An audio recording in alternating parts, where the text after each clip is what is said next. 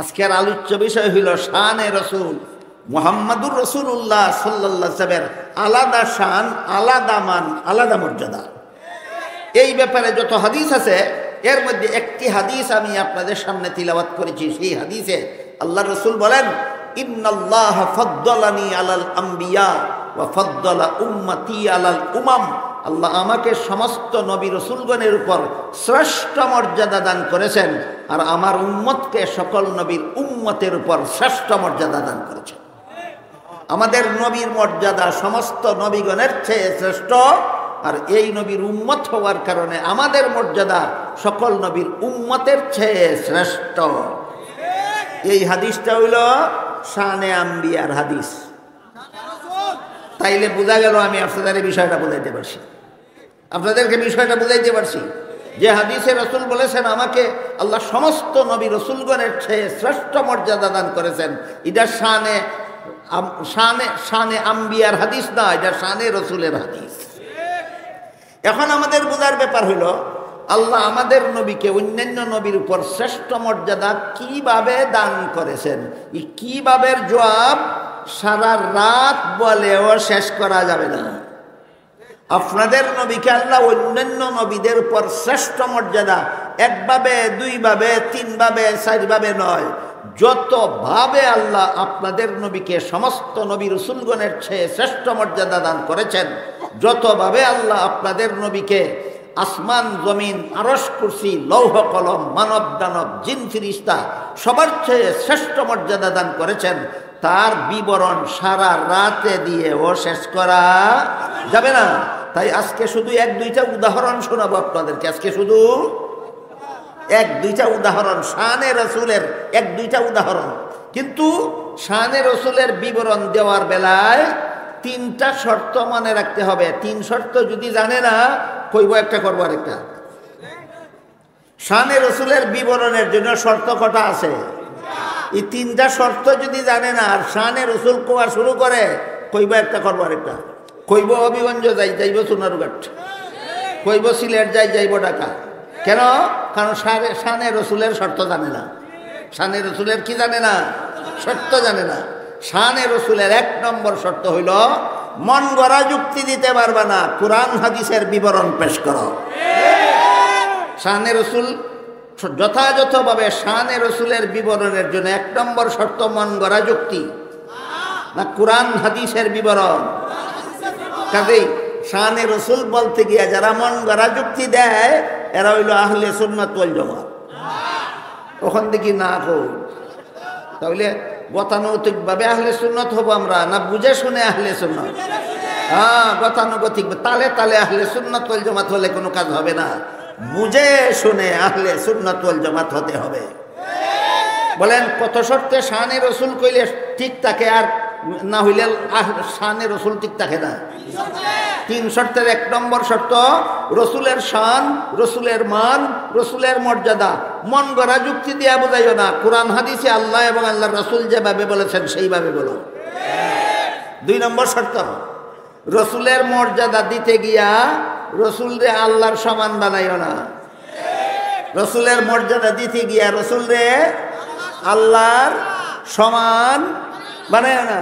যেমন কেউ যদি কয় জান্নাত দেওয়ার মালিক রসুল, এতক্ষণে কি বুঝাচ্ছেন আপনারা? জান্নাতে দেওয়ার মালিককে যদি কয় জান্নাতে দেওয়ার মালিক রসুল, তাইলে রসুলের শান হইল না আল্লাহর সাথে শরিক করা হইল? শানে রসুলের নামে শিরিক করা যাবে না। কিসের নামে কি করা যাবে না? শানে রসুলের নামে শিরিক করা যাবে না। রসুলের মর্যাদা কোরআন হাদিসে যেটা আছে সেইটা বলো। মন গড়া যুক্তি দিয়া রসুল রে আল্লাহর সমান বানাইও না।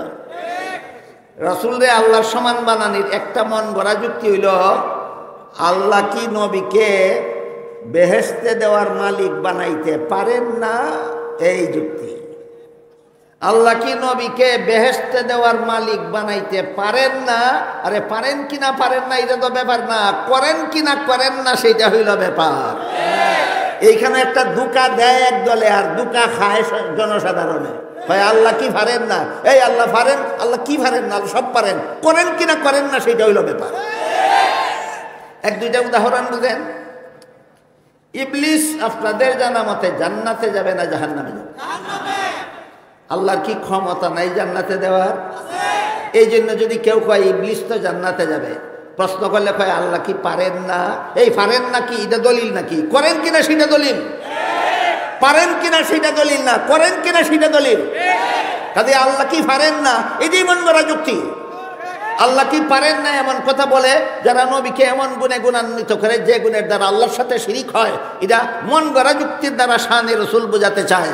এটা শানে রসুল নয়, নবীকে আল্লাহর শরিকদার বানাবার কুচক্রান্ত ছাড়া আর কিছু নয়। এই জন্য শানে রসুল বিশুদ্ধ হওয়ার জন্য কত শর্ত আছে? এক নম্বর হইল এই তুমি নবীর যে মর্যাদার কথা বলতেছ বিবরণ কোরআন হাদিসে থাকতে হবে। মন গড়া যুক্তি দিলে চলবে না, কোরআন হাদিসে বিবরণ থাকতে হবে। 2 নম্বর, আল্লাহর সাথে শরীক করা যাবে না। 3 নম্বর শর্ত হইল তুমি তোমার নবীর এমন গুণের কথা বলতে হবে যেই গুণ অন্য কারো মধ্যে নাই। এটা 3 নম্বর শর্ত। তোমার নবীর এমন গুণের কথা বলতে হবে যেই গুণ অন্য কারো মধ্যে নাই। যেমন শানে রসুলের নামে বলে আমাদের আমাদের আমাদের নবী বেগুনা, এটা তো অন্য নবীর মধ্যেও আছে। এটা শানে রসুল হইছে না, এটা শানে রসুল হইছে না, যে শানে আম্বিয়া হয়েছে। আমি কি আপনাদেরকে বোঝাতে পারলাম? শানে রসুল সহি হওয়ার শর্ত কটা আছে? 3টা। জীবনে কোনোদিন ভুলে যাবেন না, তাহলে আপনাদেরকে শানে রসুলের নামে কেউ ধোঁকা দিতে পারবে না। শানে রসুলের নামে এই সমাজে যথেষ্ট ধোঁকা চলে। শানে রসুলের নামে এই সমাজে যথেষ্ট ধোঁকা চলে। কেন? আমার দেশের সরল মুসলমান নবীর সরল উম্মত শানে রসুলের শর্তগুলি জানে না। এই জন্য যার যেভাবে মনে চায় মন গড়া যুক্তি দেয়া নবীকে অমুকের সাথে তুলনা করে, হমুকের সাথে তুলনা করে নবীর শান বুঝাতে চায়।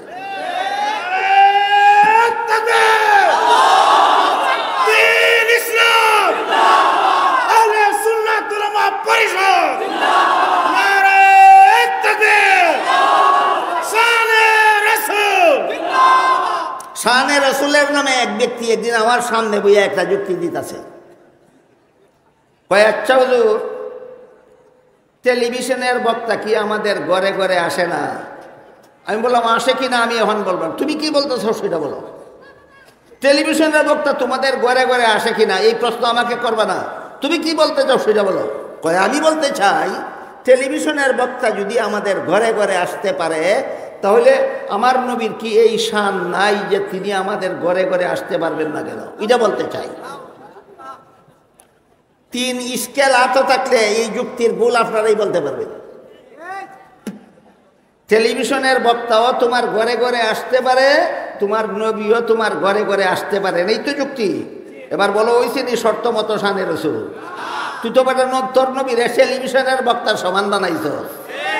টেলিভিশনের বক্তায় যেটা পারে তোর নবী এইটাই পারে। এটা আহলে সুন্নাত ওয়াল জামাতের মতাদর্শ না, এটা আহলে বিদাতের মতাদর্শ। আমার নবীর এমন গুণ যেই গুণ টেলিভিশনের বক্তার মধ্যে থাকবে দূরের কথা, যেই গুণ কোনো ফিরিস্তার মধ্যে থাকবে দূরের কথা, যেই গুণ কোনো নবী রসুলের মধ্যে থাকবে দূরের কথা, আমাদের নবীকে আল্লাহ এমন আলাদা মর্যাদা দান করেছেন যেই মর্যাদা আল্লাহর গোটা সৃষ্ট জগতের কারো মধ্যে নয়। এমন গুণের বিবরণে কোরআন হাদিস ভরপুর, এমন গুণের বিবরণে কোরআন হাদিস ভরপুর। কি কইছিলাম? 2 ঘন্টায় বলে শেষ করা যাবে না। নাসারুলাইতে এত সময় আমার বলার মতো নাই। আপনাদের শোনার 1-2টা উদাহরণ দিই, 1-2টা উদাহরণ। আল্লাহ পাক রব্বুল আলামিন আমাদের নবীকে যত আলাদা, এই স্কেল 3টা মনে রাখবেন, স্কেল 3টা, 3 শর্ত লাগবে শানে রসুলের বিবরণ সহি হওয়ার জন্য, শানে রসুলের বিবরণ শুদ্ধ হওয়ার জন্য 3 শর্ত থাকতে হবে। 3 শর্ত থাকতে হবে।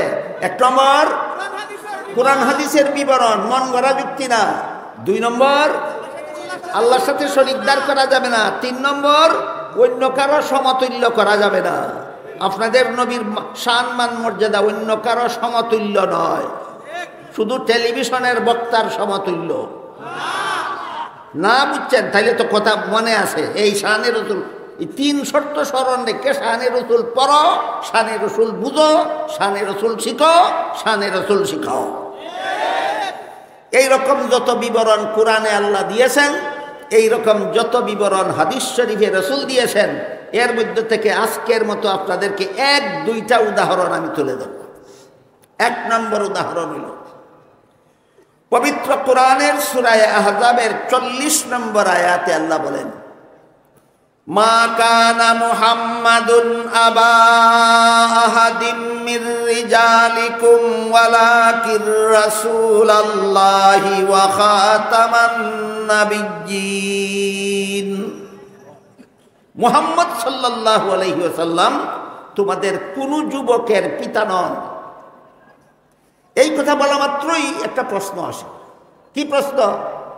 সমস্ত নবী রাসূলগণ আপন আপন উম্মতের আধ্যাত্মিক পিতা হন। নূহ নবী নিজের উম্মতের আধ্যাত্মিক পিতা, ইব্রাহিম নবী নিজের উম্মতের আধ্যাত্মিক পিতা, মুসা নবী নিজের উম্মতের আধ্যাত্মিক পিতা, ঈসা নবী নিজের উম্মতের আধ্যাত্মিক পিতা। এমত অবস্থায় সূরা আহজাবের 40 নম্বর আয়াতে যে আল্লাহ বললেন মুহাম্মদ সাল্লাল্লাহু আলাইহি ওয়াসাল্লাম আমাদের পিতা নন, পিতা না হইলে নবী হইবেন কিভাবে? নবী মানেই তো আধ্যাত্মিক পিতা। প্রশ্ন জাগে কিনা? আল্লাহ বলেন মা কানা মুহাম্মাদুন আবা আহাদিম মির রিজালিকুম। এখানে যে একটা প্রশ্ন জাগে যে আমাদের পিতা না হলে তিনি নবী হবেন কিভাবে? সমস্ত নবী তো যার যার উম্মতের আধ্যাত্মিক পিতা। প্রশ্নের জবাব দিয়েছেন আল্লাহ একটা শব্দের দ্বারা, ওয়ালাকিন, লাকিন, লাকিন, লাকিন। এর বাংলা অর্থ হলো কিন্তু, কিন্তু, কিন্তু। কিন্তু কি? রাসূলুল্লাহ মুহাম্মাদুর রাসূলুল্লাহ সাল্লাল্লাহু আলাইহি ওয়াসাল্লাম তোমাদের পিতা না, কিন্তু রসুল হওয়ার কারণে অন্যান্য নবীগণ যেভাবে নিজের উম্মতের রুহানি পিতা, তোমাদের নবীও তোমাদের রুহানি পিতা। আয়াতের শুরুতে যে বলেছি পিতা না, এর মানে হইল বংশগত পিতা না। সারমর্ম হইল মুহাম্মদ সাল্লাল্লাহু আলাইহি ওয়াসাল্লাম তোমাদের বংশগত পিতা না, তিনি তোমাদের রুহানি পিতা। এখানে এসে বুঝতে হবে আমাদের বংশগত পিতা কাকে বলে আর রুহানি পিতা কাকে বলে। যে পিতার শরীরের অংশ দ্বারা সন্তানের শরীর গঠন হয়, এমন পিতাকে বংশগত পিতা বলা হয়। আর যার পবিত্র আত্মার পরশে অপরের আত্মা পবিত্র হয়, তাকে রুহানি বাবা বলা হয়, আধ্যাত্মিক পিতা বলা হয়। সমস্ত নবীগণের আত্মা সকল প্রকার গুনাহ থেকে পবিত্র, যা আগেই আমরা বুঝে এসেছি। সমস্ত নবীগণের আত্মা সকল প্রকার গুনাহ থেকে পবিত্র। তাই নবীগণের সংস্রবে যারা যায়, নবীগণের কথা যারা শুনে, নবীগণের কথা মতো যারা জীবনযাপন করে, তাদের আত্মাটাও শেষ পর্যন্ত পবিত্র হয়ে যায়। এখানে নবীর পবিত্র আত্মার পরশে উম্মতের আত্মা পবিত্র হয়। তাই নবীগণ উম্মতের আধ্যাত্মিক পিতা। এবার বলুন, উম্মতের আধ্যাত্মিক পিতা হওয়া কি আমাদের নবীর আলাদা গুণ না সকল নবীর সমান গুণ? তাহলে আল্লাহ বললেন ওয়ালাকিন রাসূলুল্লাহ, রাসূলুল্লাহ হওয়ার কারণে তিনি তোমাদের আধ্যাত্মিক পিতা। এটা তো আমাদের নবীর আলাদা গুণ না, এটা তো আদম নবীর গুণ, নূহ নবীর গুণ, ইব্রাহিম নবীর গুণ, মুসা নবীর গুণ, ঈসা নবীর গুণ, সকল নবীর গুণ। কাজেই আমাদের নবীর আলাদা গুণ কোনটা? এই প্রশ্নের জবাবে আল্লাহ বলেন ওয়া খাতামান নাবিয়্যিন। তোমাদের নবীর আলাদা গুণ হলো খাতামুন নবিয়্যিন হওয়া। খাতামুন নবীন গুণ আমি আদম নবীকে দান করি নাই, তোমাদের নবীকে দান করেছি। খাতামুন নবীন উপাধি আমি নূহ নবীকে প্রদান করিনি, তোমাদের নবীকে প্রদান করেছি। খাতামুন নবীন উপাধি আমি কোন নবীকে দেই নাই, একমাত্র তোমাদের নবীকে দিয়েছি। এবার বলেন রাসূলুল্লাহ হওয়া আমাদের নবীর আলাদা গুণ না খাতামুন নবীন হওয়া আলাদা গুণ? খাতামুন নবীন এই উপাধি আল্লাহ কোন নবীকে প্রদান করেননি, একমাত্র আমাদের নবীকে খাতামুন নবীন উপাধি প্রদান করেছেন। এটা কিভাবে আমাদের নবীর আলাদা গুণ হইল, এখন হইল বুঝার ব্যাপার। তিরমিজি শরীফের বর্ণিত এক হাদিসে রাসূল করিম সাল্লাল্লাহু আলাইহি ওয়াসাল্লাম বলেন, লা তাকুমুস সাআতু হাত্তা ইউবআসা দাজ্জালুনা কাযযাবুনা কুল্লুহুম ইয়াজআমু আন্নাহু নাবিয়্যুন ওয়া আনা খাতামুন নাবিয়্যিন লা নাবিয়্যা বাদি। এর অর্থ হলো রাসূল বলেন, আমার পরে কিয়ামত পর্যন্ত যদি কেউ নবী হওয়ার দাবি করে, সে হবে মিথ্যাবাদী, দাজ্জাল। কাজী গোলাম আহমদ কাদিয়ানী যেহেতু আমাদের নবীর পরে জন্ম হইয়া নবী হওয়ার দাবি করেছে, আল্লাহর নবী অগ্রিম বলে গেছেন সে মিথ্যাবাদী, দাজ্জাল। দাজ্জাল সম্পর্কে অনেক কথা আছে আপনাদের জানার মতো, আমার বলার মতো। দুঃখিত, আমি সময় নাই, সব কথা একদিনে বলা যাবে না, শুধু শব্দটাই মনে রাখুন। আল্লাহর রাসূল বলে দিয়েছেন, আমার পরে যারা নবী হওয়ার দাবি করবে তারা সবাই হবে মিথ্যাবাদী দাজ্জাল। সুতরাং রাসূলের এই হাদিস পথে গোলাম আহমদ কাদিয়ানী মিথ্যাবাদী দাজ্জাল। এর কারণ বর্ণনা করে রাসূল বলেন, আমার পরবর্তী কেউ নবী হওয়ার দাবি করলে সে মিথ্যাবাদী দাজ্জাল হবে। কেন? কারণ হিসাবে নবী বলেন, ওয়া আনা খাতামুন নাবিয়্যিনা লা নাবিয়্যা বাদি। আল্লাহ যে আমাকে কোরআনে খাতামুন নবিয়্যিন উপাধি দিয়েছেন, এর অর্থ হইল আমার পরে আর কোনো নবী নাই, আমি শেষ নবী। এই শেষ নবী হলো খাতামুন নবিয়্যিনের অর্থ। এবার বলুন, সূরা আহজাবের 40 নম্বর আয়াতে আল্লাহ আপনাদের নবীকে কি উপাধি দিয়েছেন? খাতামুন নবিয়্যিন। তিরমিজি শরীফের হাদিসে রাসূলের কি অর্থ বলেছেন? শেষ নবী। আল্লাহ বলেছেন খাতামুন নবিয়্যিন, নবী অর্থ করেছেন শেষ নবী। আমাদের নবী খাতামুন নবিয়্যিন অর্থ আমাদের নবী শেষ নবী। এখন প্রশ্ন হইল, এই শেষ নবী হওয়াটা শ্রেষ্ঠত্বের প্রমাণ কিভাবে হয়? শেষ নবী হওয়াটা শ্রেষ্ঠত্বের প্রমাণ কিভাবে হয়? যে সহজ প্রশ্ন নয়, একটু কঠিন আছে। একটু গভীর মনোযোগে বসতে হবে, একটু গভীর মনোযোগে শুনতে হবে। একটা উদাহরণের মাধ্যমে আমি আপনাদের এই প্রশ্নের জবাবটা বোঝাবার চেষ্টা করব। উদাহরণটা হলো, একজন মানুষ কোনো একটা জটিল রোগে আক্রান্ত হইল, একজন ডাক্তারের দ্বারা চিকিৎসা করাইল, চিকিৎসার দ্বারা রোগ কিছুদিনের জন্য সারল, কিছুদিন পরে আবার রোগ ফিরে দেখা দিল। বলুন, চিকিৎসা পুরাপুরি সফল না আংশিক সফল? আরেক ডাক্তারের দ্বারা চিকিৎসা করাইল, আংশিক সফল। আরেক ডাক্তারের দ্বারা চিকিৎসা করাইল, আংশিক সফল। আরেক ডাক্তারের দ্বারা চিকিৎসা করাইল, আংশিক সফল। এইভাবে ডাক্তার পরিবর্তন করে করে চিকিৎসা করাতে করাতে করাতে এক পর্যায়ে গিয়ে এমন ডাক্তারের দ্বারা চিকিৎসা করাইল যে ডাক্তারের চিকিৎসায় রোগ যে সারল, জীবনে আর কোনোদিন ফিরল না। বুঝে থাকলে বলেন, পূর্ববর্তী ডাক্তারগণ শ্রেষ্ঠ না সর্বশেষ ডাক্তার শ্রেষ্ঠ? তাইলে আগে বোঝার চেষ্টা করি শ্রেষ্ঠ ডাক্তার কে হয় আর কে শ্রেষ্ঠ ডাক্তার নয়। তারপরে বলবো শ্রেষ্ঠ নবী কে হন আর কে কে শ্রেষ্ঠ নবী নন, ওইটা বুঝবো উদাহরণের মাধ্যমে। যে ডাক্তারের চিকিৎসার পরে আরো ডাক্তারের দরকার বাকি থাকে, ইনি শেষ ডাক্তারও না, শ্রেষ্ঠ ডাক্তারও না। যে ডাক্তারের চিকিৎসার পরে আরো ডাক্তারের দরকার বাকি থাকে, তিনি শেষ ডাক্তারও না, শ্রেষ্ঠ ডাক্তারও না। আর যে ডাক্তারের চিকিৎসার পরে আর কোনো ডাক্তারের দরকার বাকি থাকে না, তিনি শেষ ডাক্তারও, শ্রেষ্ঠ ডাক্তারও। ঠিক তেমনি ভাবে এই সমস্ত ডাক্তার হলেন হাসপাতালের ডাক্তার। আল্লাহ পাক রব্বুল আলামিন মানব জাতির জন্য আরেক প্রকার চিকিৎসক বানাইছেন, রুহানি রোগের চিকিৎসক। আল্লাহ সমস্ত নবী রাসূলগণকে মানব জাতির রুহানি চিকিৎসক বানাইছেন। সমস্ত নবী রাসূলগণকে কেমন রোগের চিকিৎসক বানাইছেন? রুহানি রোগের চিকিৎসক। আর রুহানি শারীরিক রোগের মধ্যে যেমন সবচেয়ে কঠিন রোগ হইল ক্যান্সার, ঠিক তেমনি ভাবে রুহানি রোগগুলির মধ্যে সবচেয়ে বড় জঘন্যতম রোগের নাম কুফর। রুহানি রোগগুলির মধ্যে সবচেয়ে বড় কঠিন রোগের নাম কুফরি। এই কুফরি রোগের চিকিৎসার জন্য আল্লাহ আদম আলাইহিস সালাম থেকে নিয়ে মুহাম্মদুর রাসূলুল্লাহ পর্যন্ত লক্ষাধিক নবী রাসূল পাঠিয়েছেন। আদম নবীর চিকিৎসায় কিছু মানুষ, নূহ নবীর চিকিৎসায় কিছু মানুষ রুহানি রোগ থেকে মুক্ত হয়েছে, বাকি সব রুহানি রোগে আক্রান্ত হইয়া মারা গেছে। ইব্রাহিম নবীর চিকিৎসায় কিছু মানুষ কুফরি রোগ থেকে মুক্ত হয়েছে, সব মানুষ কুফরি রোগে রয়ে গেছে। মুসা নবীর চিকিৎসায় কিছু মানুষ রুহানি রোগের থেকে মুক্ত হয়েছে, বাকি সব মানুষ রুহানি রোগে আক্রান্ত হইয়া রয়েছে। ঈসা নবীর চিকিৎসায় কিছু মানুষ রুহানি রোগ থেকে মুক্ত হয়েছে, বাকি সব মানুষ কুফরি রোগে আক্রান্ত রয়েছে। এইভাবে আল্লাহ পাক রব্বুল আলামিন শুধু তাই নয়, বরং আগের নবী বিদায় হওয়ার পরবর্তী কিছুদিনের মধ্যে সব মানুষ আবার কাফির হয়ে গেছে। আগের নবী বিদায় হওয়ার পরবর্তী কিছুদিনের মধ্যে সারা দুনিয়ার সব মানুষ আবার কাফের হইয়া গেছে। এর একটা উদাহরণ শুনুন। আদম আলাইহিস সালাম দুনিয়াতে আসার 600 বছর পরে ইবলিস অত্যন্ত কৌশলের মাধ্যমে আদমের সন্তানদেরকে মূর্তি পূজা শিক্ষা দিয়েছিল। কাজে আমাদের মনে রাখা দরকার, জীবনভর মূর্তি পূজার প্রথম উস্তাদ ইবলিস। মূর্তি পূজার প্রথম উস্তাদ ইবলিস। আদম নবী দুনিয়াতে আসার কতদিন পরে আদম সন্তানদেরকে ইবলিস মূর্তি পূজা শিক্ষা দিয়েছিল? 600 বছর পরে।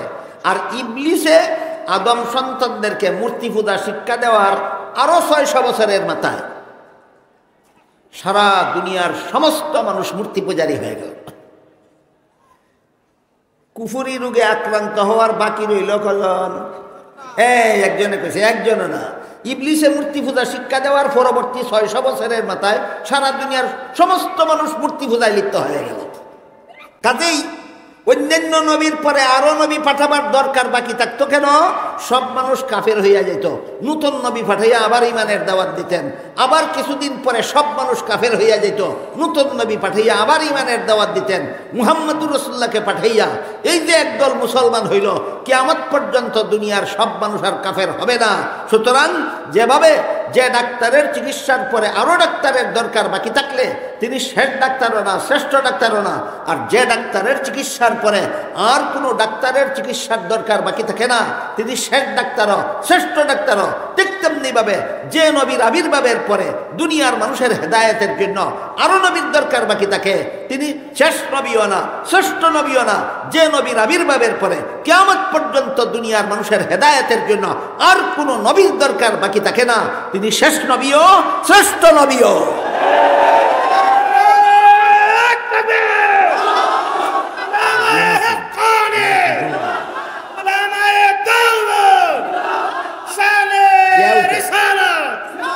ইজা করবা এটা আপনার দিশা ফটের উজুরে করবেন। স্লোগান কে দেয় স্টেজ থেকে?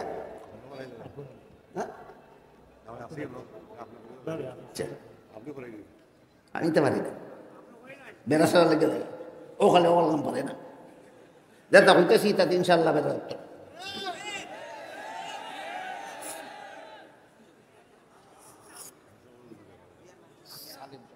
তাইলে এবার বলেন, খাতামুন নবিয়্যিন হওয়া কোন কোন নবীর গুণ?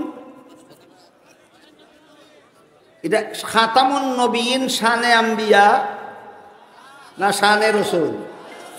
আল্লাহ কোরআনে শানে রসুলের বিবরণ দিয়েছেন কিনা? একটা দুইটা না অনেকগুলি?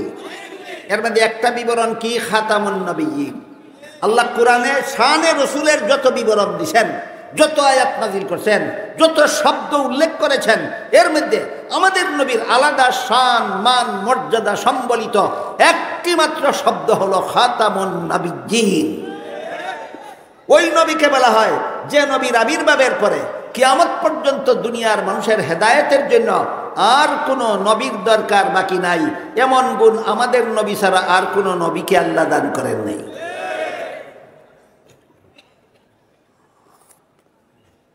দুই নম্বর, শানে রসুলের এক নম্বর উদাহরণ গেল খাতামুন নবিয়্যিন। শানে রসুলের এক নম্বর উদাহরণ গেল খাতামুন নবিয়্যিন। দুই নম্বর উদাহরণ হইল ইমামুল মুরসালিন। বলুন, ইমামুল মুরসালিন। তার বিবরণ হইল হাদিস শরীফে উল্লেখ আছে, অনেক লম্বা হাদিস। মুহাম্মদুর রাসূলুল্লাহ সাল্লাল্লাহু আলাইহি ওয়াসাল্লামকে মেরাজে আল্লাহর সাক্ষাতে নিয়ে যাওয়ার জন্য জিবরিল ফেরেশতা আগমন করলেন। গতকালকে আপনাদের কে যেন একটা প্রশ্ন পাঠাইছিলেন যে আল্লাহ যদি হাজির নাজির হয়ে থাকেন তাহলে তো আল্লাহ সবখানে আসেন, মেরাজের রাত্রে নবী আরশে গেলেন কেন? জমিনেই তো আল্লাহর সাথে সাক্ষাৎ করে কথাবার্তা বলতে পারতেন। এই যে একটা প্রশ্ন, আমি প্রশ্নের জবাব দেওয়ার আগে বলতে চাই, আল্লাহ হাজির নাজির হইলে যদি জমিনেই আল্লাহর সাথে সাক্ষাৎ করা যায়, আরো আসমানের উপরে নেওয়ার কোনো দরকার থাকে না। নবী হাজির নাজির হইলে তো আল্লাহ আরশে আসেনই, আবার যাবেন, যাওয়ার কি দরকার বাকি থাকে?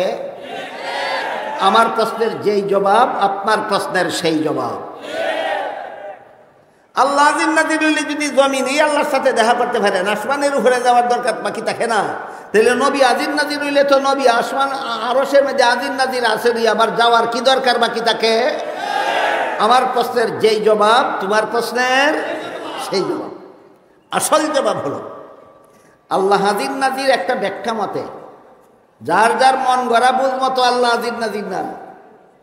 বলুন আল্লাহ হাজির নাজির যার যার মন গড়া ব্যাখ্যা মতো না একটা সহি ব্যাখ্যা মতো? হ্যাঁ। আর আল্লাহ হাজির নাজির আরেক ব্যাখ্যা মতো আল্লাহ কোন স্থানে অবস্থান করেন না। যে ব্যাখ্যা মতো আল্লাহ হাজির নাজির সেটা হলো গুণগতভাবে আল্লাহ হাজির নাজির। কি গতভাবে? গুণগতভাবে। আল্লাহর জ্ঞান, আল্লাহর ক্ষমতা, আল্লাহর প্রভাব সমস্ত জগৎ জুড়ে বিরাজমান। এইগুলি আল্লাহর গুণ। আল্লাহর জ্ঞান এটা আল্লাহর গুণ, আল্লাহর ক্ষমতা এটা আল্লাহর গুণ, আল্লাহর প্রভাব এটা আল্লাহর গুণ। এই গুণগতভাবে আল্লাহ সমস্ত জগৎ জুড়ে বিরাজমান। এই ব্যাখ্যা মতো আল্লাহ হাজির নাজির। এই ব্যাখ্যা মতো আল্লাহ হাজির নাজির। কিন্তু সত্তাগতভাবে আল্লাহর অস্তিত্ব কোন স্থানে অতীতেও ছিল না, বর্তমানেও নাই, ভবিষ্যতেও থাকবে না। এই কথাটা বোঝার জন্য এটা কিন্তু আহলে সুন্নাত ওয়াল জামাতের আকীদা। আমরা কিন্তু তালে তালে আহলে সুন্নাত হতে চাই না। বুঝে শুনে আহলে সুন্নাত হতে গেলে বুঝতে হবে যে আল্লাহ পাক রব্বুল আলামিন গোটা জগৎটা সৃষ্টি করার আগে আল্লাহর অস্তিত্ব ছিল না। ছিল। স্থান বলতে কোনো কিছু যখন ছিল না তখনও আল্লাহর অস্তিত্ব ছিল। তাইলে প্রমাণ হয়ে গেল আল্লাহর অস্তিত্ব বিদ্যমান থাকার জন্য স্থানের দরকার হয় না। যেমন ভাবে স্থান সৃষ্টি করার আগেও স্থান ছাড়াই আল্লাহর অস্তিত্ব ছিল, ঠিক তেমনি ভাবে জগতের সমস্ত স্থান সৃষ্টি করার পরেও স্থান ছাড়াই আল্লাহর অস্তিত্ব বিদ্যমান। সুতরাং আল্লাহর অস্তিত্ব যেভাবে জমিনে নাই তেমনি ভাবে আসমানে নাই, আল্লাহর অস্তিত্ব যেমন ভাবে পাতালে নাই তেমনি ভাবে আরশে নাই। সমস্ত জগৎ জুড়ে বিরাজমান আছেন আল্লাহ, সত্তাগতভাবে নয়, গুণগতভাবে। আর এই যে কইলাম আল্লাহর ক্ষমতা, আল্লাহর জ্ঞান, আল্লাহর প্রভাব যেই স্থানের সাথে বেশি ঘনিষ্ঠ সম্পর্কিত হয় আল্লাহর গোটা সৃষ্ট জগতের মধ্যে, ধরুন আল্লাহর ভালোবাসা, এটা তো আল্লাহর একটা গুণ। আল্লাহ যে বান্দারে ভালোবাসেন সমানভাবে সবাইকে না, কাউকে হালকাভাবে, কাউকে মাঝারিভাবে, কাউকে গভীরভাবে? কি বলেন? আল্লাহ যে বান্দাকে ভালোবাসেন না, ভালোবাসেন না? আল্লাহ বান্দাকে ভালোবাসেন সবার সাথে সমান না ব্যবধান আছে? হ্যাঁ, ব্যবধান আছে। কাউকে নিম্ন স্তরের ভালোবাসা আল্লাহ ভালোবাসেন, কাউকে মধ্যম স্তরের ভালোবাসা আল্লাহ ভালোবাসেন, কাউকে উন্নত মানে ঘনিষ্ঠভাবে আল্লাহ ভালোবাসেন। যেমনভাবে আল্লাহর ভালোবাসার গুণ পাত্রভেদে ব্যবধান হয়, ঠিক তেমনি ভাবে গুণগতভাবে যে আল্লাহ সমস্ত জগৎ জুড়ে থাকেন ও এলাকার ভিত্তিতে আল্লাহর এই হাজির নাজির হওয়াটার গুণের মধ্যে ব্যবধান হয়। জমিনের সাথে আল্লাহর দয়া মায়ার সম্পর্ক, মেহেরবানির সম্পর্ক যে পরিমাণ, আসমানের সাথে তার চেয়ে অনেক বেশি।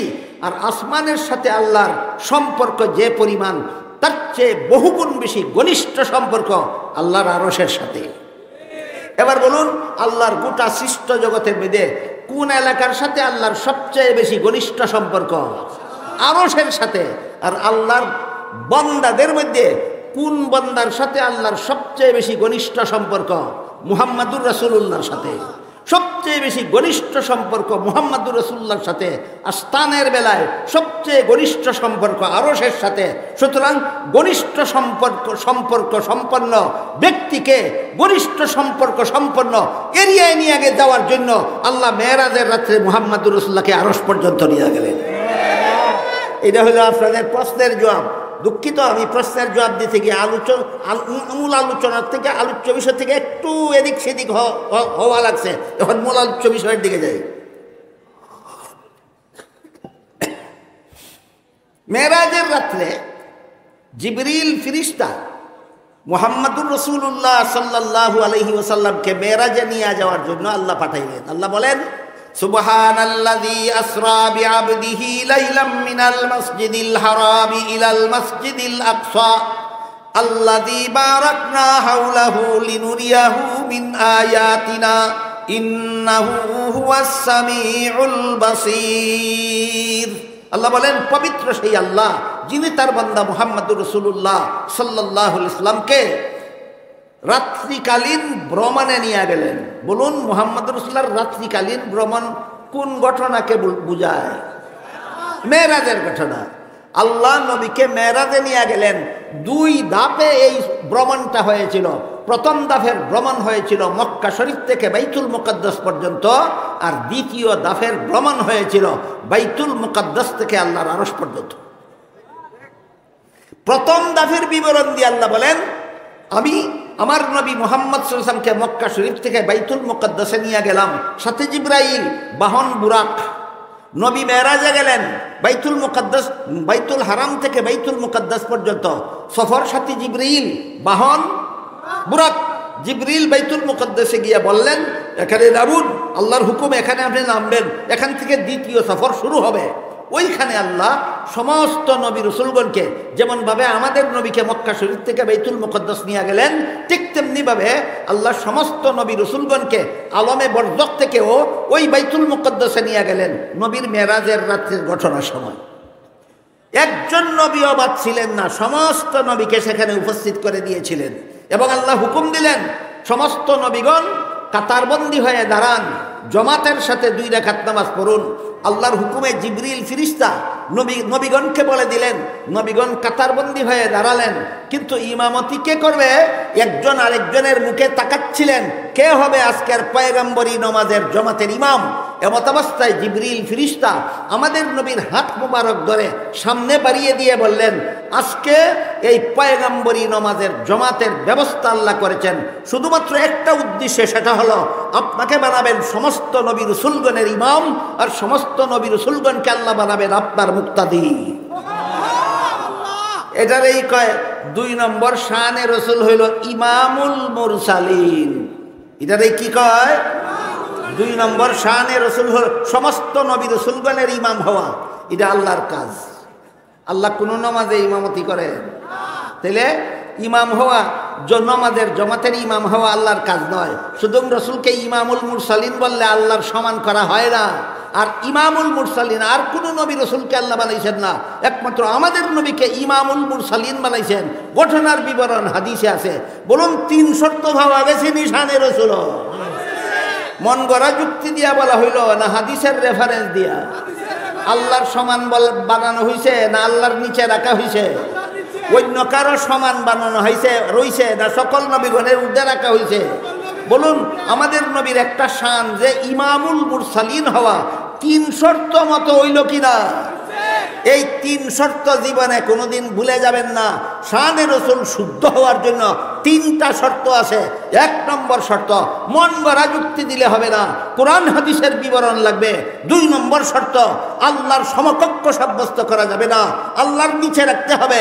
3 নম্বর শর্ত, কোন মাখলুকের সমকক্ষ সাব্যস্ত করা যাবে না, সৃষ্টির শ্রেষ্ঠ সাব্যস্ত হতে হবে।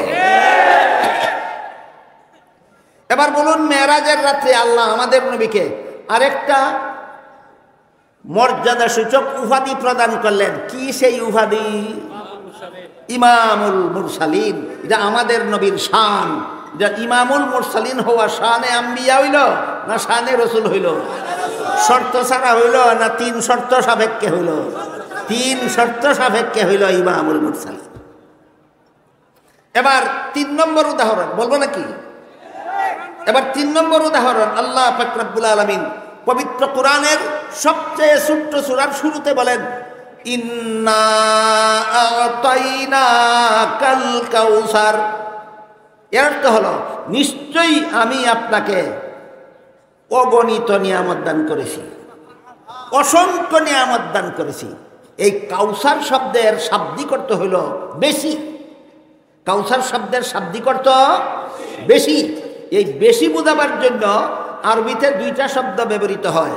একটা হলো কাসির, কাসিরের অর্থ বেশি, আর একটা হলো কাউসার, কাউসারের অর্থ বেশি। কিন্তু কাসির এমন বেশিকে বলা হয় যে বেশি গণে শেষ করা যায়। বলুন, কাসির কেমন বেশিকে বলা হয়? যে বেশি গণে শেষ করা যায়। কাউসার এমন বেশিকে বলা হয় যেই বেশি গণতে গণতে জীবন শেষ হয়ে যায়, কিন্তু কোনোদিন গণা শেষ হয় না। এবার বলেন, সূরা কাউসারের শুরুতে আল্লাহ আমাদের নবীকে কি বলেছেন? ইন্না আ'তাইনাকাল কাসির। না কাউসার? তাহলে আয়াতের অর্থ কি দাঁড়াবে?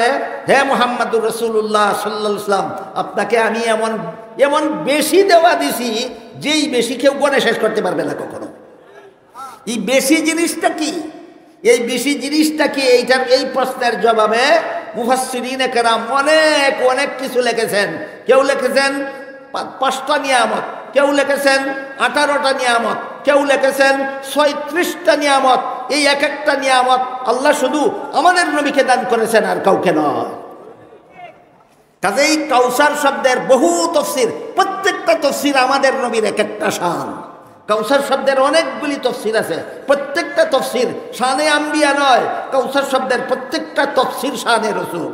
কাউসার শব্দের প্রত্যেকটা তফসির শানে রসুল।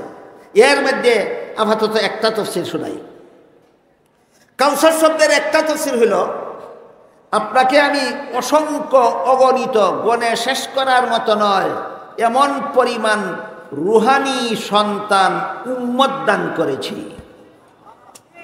আপনাকে এমন উম্মত দিছি যে উম্মতের সংখ্যা কেউ গণ্য শেষ করতে পারবে না।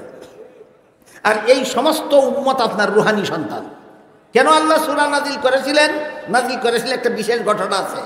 আল্লাহ আমাদের নবীকে অনেক ছেলে সন্তানও দান করেছিলেন, অনেক মেয়ে সন্তানও দান করেছিলেন, কিন্তু ছেলে সন্তানগণ শিশুকালেই ইন্তেকাল করেছিলেন।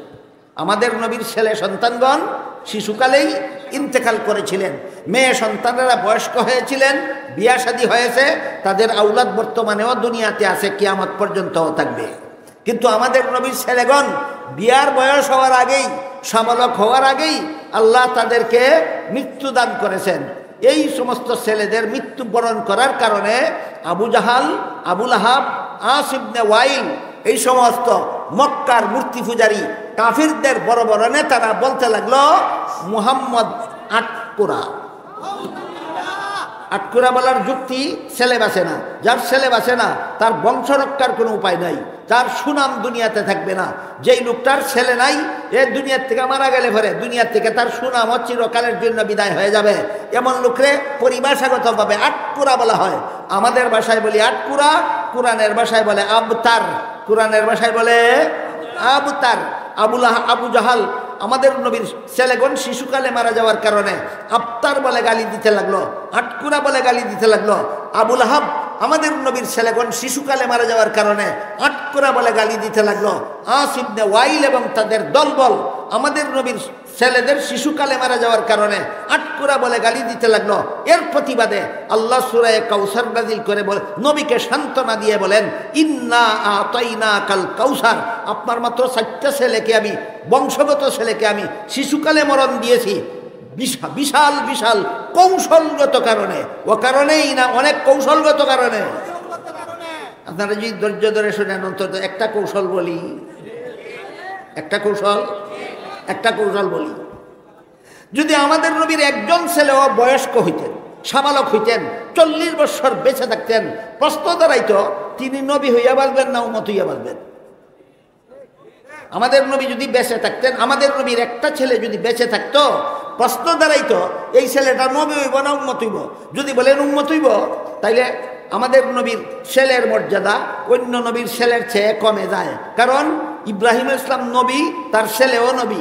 ইসহাক আল ইসলাম নবী, তার ছেলেও নবী। ইয়াকুব আল ইসলাম নবী, তার ছেলেও নবী। অন্যান্য নবীর বেলা দেখা যায় বাপ নবী, ছেলেও নবী। আর আমাদের নবীর ছেলে যদি বাসে নবী না হয়, তাহলে আমাদের নবীর ছেলে নবী হয় না। কাজেই আমাদের নবীর ছেলের মর্যাদা অন্য নবীর ছেলের থেকে কম হয়। কাজেই উম্মতিয়া বাঁচলে আমাদের নবীর মর্যাদা অন্য নবীর ছেলের সমান হয় না। আমাদের নবীর ছেলে উম্মতিয়া বাঁচলে আমাদের নবীর ছেলের মর্যাদা অন্য নবীর ছেলের সমান হয় না। তাহলে দ্বিতীয় নম্বর হইল নবী হইয়া বাঁচবেন। আমাদের নবীর ছেলে যদি বাঁচেন আর নবী হন, তাহলে আমাদের নবীর খাতামুন নবীন উপাধি থাকে না। কৌশলটা বুঝে আসলো? আল্লাহ ও কারণেই আমাদের নবীর ছেলেগণকে শিশুকালে মরণ দিয়েছিলেন না, অনেক অনেক গুরুত্বপূর্ণ কৌশলগত কারণে। এর মধ্যে একটা কৌশল আপনাদেরকে শোনালাম। আমাদের নবীর ঘরে ছেলে জন্ম হয়েছিলেন বেশ কয়েকজন, যদি বেঁচে থাকতেন প্রথম প্রশ্ন দাঁড়াইতো নবী হয়ে বাঁচবেন না উম্মত হয়ে বাঁচবেন। যদি উম্মত হয়ে বাঁচেন তাহলে শ্রেষ্ঠ নবীর উম্মতের মর্যাদা অন্য নবী, ওই শ্রেষ্ঠ নবীর ছেলের মর্যাদা অন্য নবীর ছেলের সমান হয় না। আর যদি নবী হয়ে বাঁচেন আমাদের নবীর ছেলে, তাহলে আমাদের নবীর খাতামুন নবীন উপাধি থাকে না। উভয় সংকট নিরসন করে দিয়েছেন আল্লাহ আমাদের নবীর ছেলেগণকে শিশুকালে মরণ দেওয়ার মাধ্যমে। কৌশলটা কি আমি আপনাদের বুঝাতে পারলাম? এই ধরনের বেশ কিছু কৌশলগত কারণে আল্লাহ আমাদের নবীর ছেলেগণকে শিশুকালে মরণ দেওয়ার উসিলায় আবু জাহালের দলবল, আবু লাহাবের দলবল, আস ইবনে ওয়াইলের দলবল আমাদের নবীকে আটকুরা বলে গালি দেওয়া শুরু করলো। ছেলে বাঁচে না, তারপরে তার সুনাম দুনিয়াতে রক্ষা করার কেউ নাই।